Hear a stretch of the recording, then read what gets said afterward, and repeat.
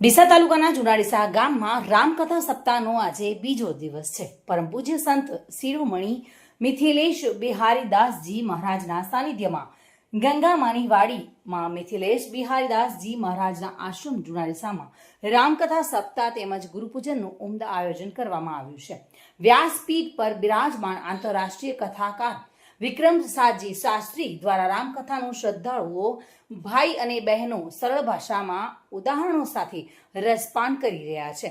આજે શનિવારે રામકથાના બીજા દિવસે મોટી સંખ્યામાં શ્રદ્ધાળુ ભાઈઓ અને બહેનો કથા શ્રવણનો લાહવો લેવા માટે પધાર્યા હતા. આયોજકો દ્વારા કથાનું સુંદર આયોજન કરવામાં આવ્યું છે અને વ્યવસ્થા પણ કરવામાં આવી છે. ભાવિક ભક્તો, બહેનો, ભાઈઓ 1 થી 4 કલાક સુધી કથા શ્રવણનો લાભ લેવા માટે અહીંયા પધારે છે અને અન્ય ભાવિક ભક્તોને પણ અનુરોધ કરવામાં આવ્યો છે.